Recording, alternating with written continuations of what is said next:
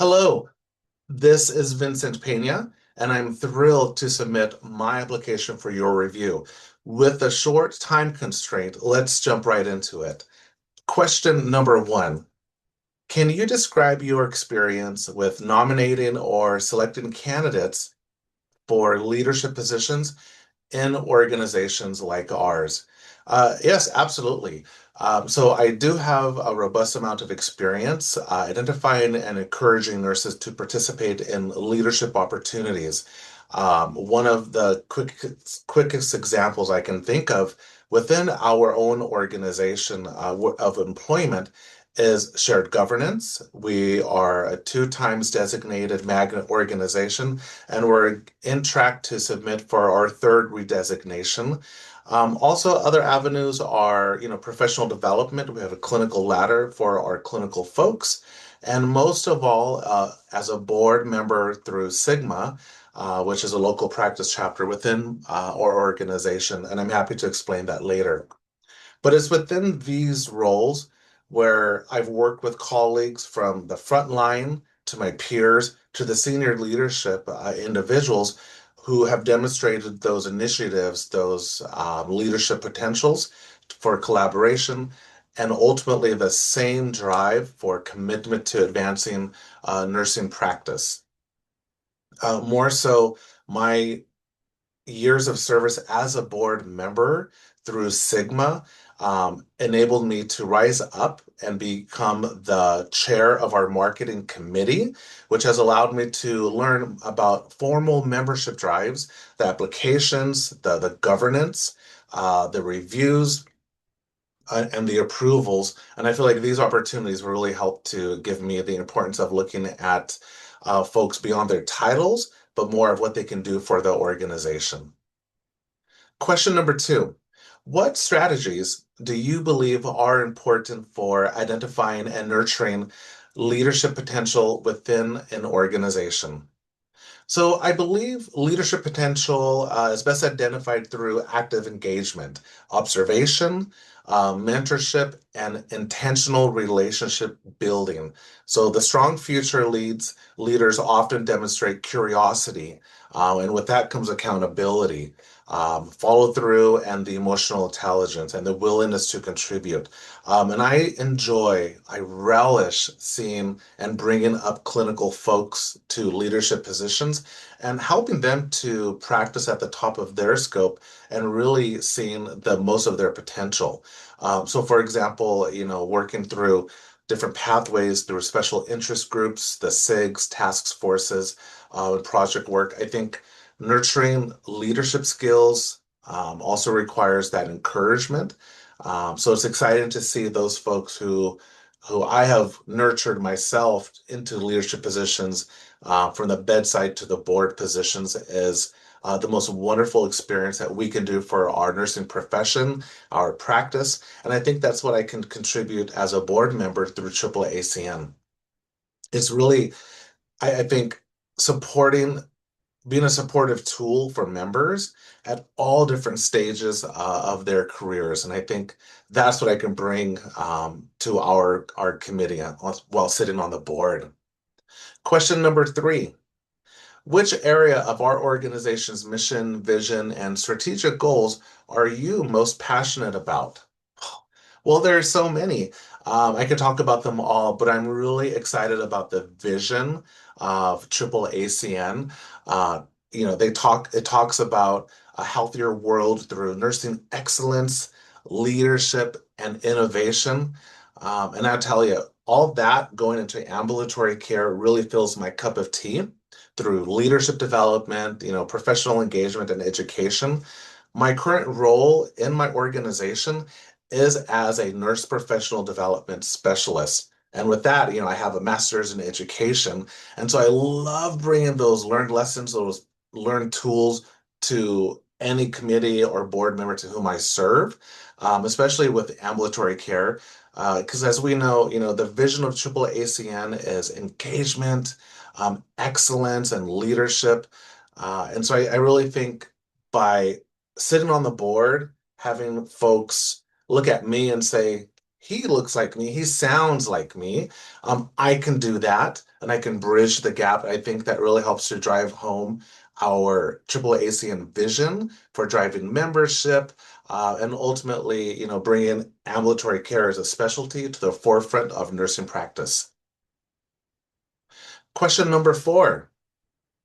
How do you envision the role of nominating committee in contributing to the long-term success and sustainability of our organization? Well, I really think it comes down to strength and sustainability of ACN. I think a strong nomination process ensures continuity. It supports succession planning.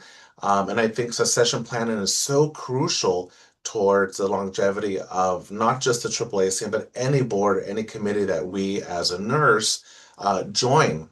I tell you a quick little story. One of my previous directors, um, her DNP was in succession planning, and I didn't know this at the time. And this was, gosh, maybe 7 years ago as a new nurse.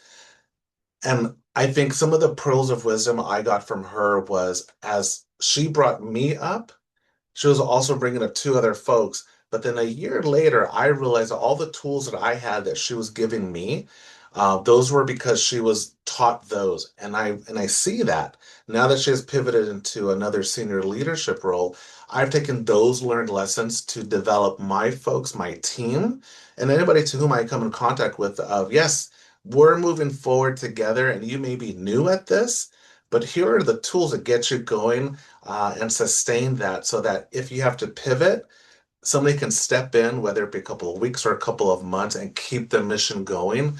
And I think that's what I can do for us while serving as a board member on AAACN within the nomination committee.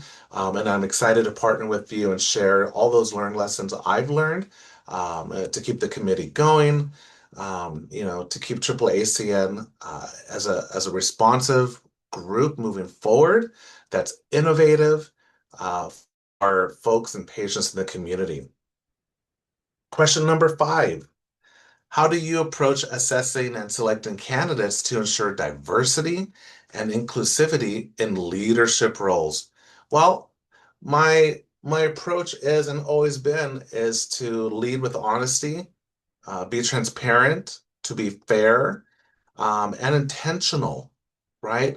I think if we ground ourselves with our mission and vision statements of AAACN when assessing the candidates, we can really bridge the gap of bringing forward quality, like-minded candidates. I also think diversity and inclusivity are also cornerstones we should be considering. Other than, it's more than a professional title. I think, looking at different folks from different backgrounds, the geography, their practice setting, uh, really helps to make a well-rounded group and membership. As we know, AAACN is ambulatory, and ambulatory is all over the country and the globe. We have a goal here within my organization of employment is that for every 10 miles you drive, you should be able to find a clinic or a Stanford logo for care and service, which really drives that ambulatory focus of access to care.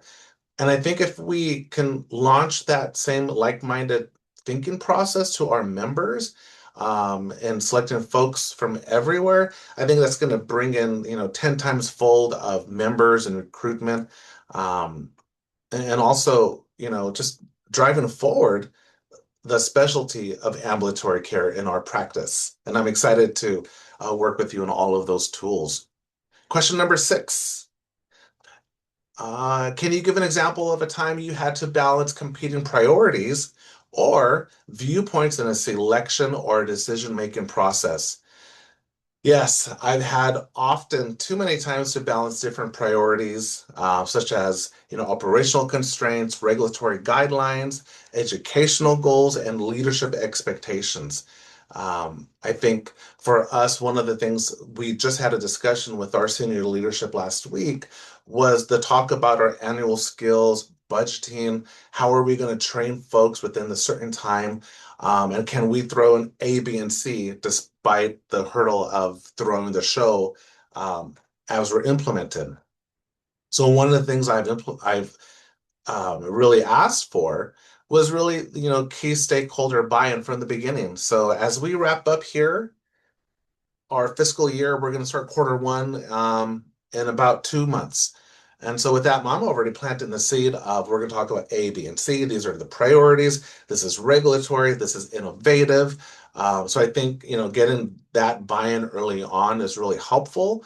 And I'll share with you one of the things that we're going to continue to push and implement is virtual reality for our skills. Now, we've been doing this for 2 years, and we're going to just take it a little more and take it to the next level because it's going to really satisfy that gap of how can I train nurse A when I'm over here in this city, but nurse B and C are in this clinic over there? Well, that's where we're going to leverage technology moving forward. So that's kind of how I balance, competing priorities of, viewpoints on selecting different decision making is really just being persuasive, showing them the facts, so we can continue to have the access to care. Question number 7. What processes do you utilize to meet deadlines? Oh, I love this. I feel like I'm very proactive and I'm structured. So some of the tools that we use here, well, that I use, is ClickUp, Forms, Outlook, and Smart Sheets. I'm very lucky to live and work in the Silicon Valley of California. Across the street, we have Facebook, we have Android, PayPal, Venmo, Android, and Adobe. And it's so exciting to have all this technology while walking down the street. So, using the technology has really helped me to balance myself. Oftentimes folks will say, oh, you need an EA or you need an admin. It's like, no, you don't. All you need is a smartphone and some technology, and you can push out reminders, delays, tasks, and follow-ups and push things through so that it's thoughtless for you. So I think, that's how I meet my deadlines to get things going on a day-to-day expectations. Finally, question number 8. Let's see. Excuse me. Question number 8. Please share current trends and best practices in ambulatory care nursing that you are most excited about. Oh boy. Well, I'd like to reflect on a couple of topics I heard from this year's AAACN conference over in Orlando, and it was about AI and innovation. When I heard these topics, I registered and I went first to go to the sessions. I can hear everything. And I was excited to hear that folks across the country are leveraging technology for chart prep, virtual reality. We're using virtual reality. We just submitted a grant for purchasing to fund it next year so that we can have it for 3 years in a row.